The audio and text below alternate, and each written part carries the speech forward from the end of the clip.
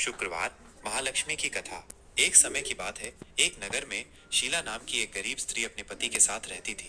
वे दोनों बड़े ही धार्मिक और संतोषी स्वभाव के थे और हर शुक्रवार को माँ लक्ष्मी की पूजा अपनी श्रद्धा अनुसार करते थे। एक दिन दोपहर के समय किसी ने शीला के दरवाजे पर दस्तक दी। बाहर एक तेजस्वी और ममतामयी स्त्री खड़ी थी। शीला ने उन्हें आदरपूर्वक घर के अंदर बुलाया और आसन दिया। उस देवी स्वरूप स्त्री ने शीला से उसकी उदासी का कारण पूछा। शीला ने अपनी गरीबी और जीवन की कठिनाइयों का वर्णन किया। तब उस देवी ने कहा, मैं माँ लक्ष्मी हूँ। तुम्हारी भक्ति और श्रद्धा से मैं बहुत प्रसन्न हूँ। मैं तुम्हें वैभव लक्ष्मी व्रत करने की विधि बताती हूँ। इस व्रत को करने से तुम्हारी सभी इच्छाएं पूरी होंगी और तुम्हें धन धान्य की प्राप्ति होगी। माँ लक्ष्मी ने शीला को वैभव लक्ष्मी व्रत की विधि विस्तार से समझाई। उन्होंने कहा कि प्रत्येक शुक्रवार को उपवास रखना चाहिए, माँ लक्ष्मी की पूजा करनी चाहिए और शाम के समय इस कथा को पढ़ना चाहिए।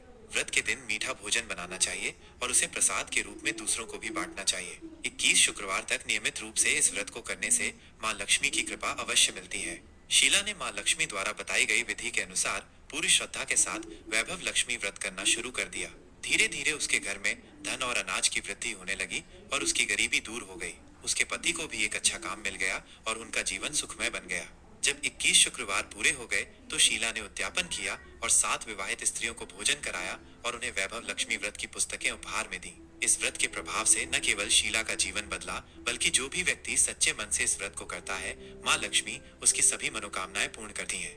इसलिए हर शुक्रवार को माँ लक्ष्मी की पूजा करनी चाहिए और इस वैभव लक्ष्मी व्रत की कथा को सुनना चाहिए। माँ लक्ष्मी की कृपा से जीवन में सुख, समृद्धि और शांति आती है।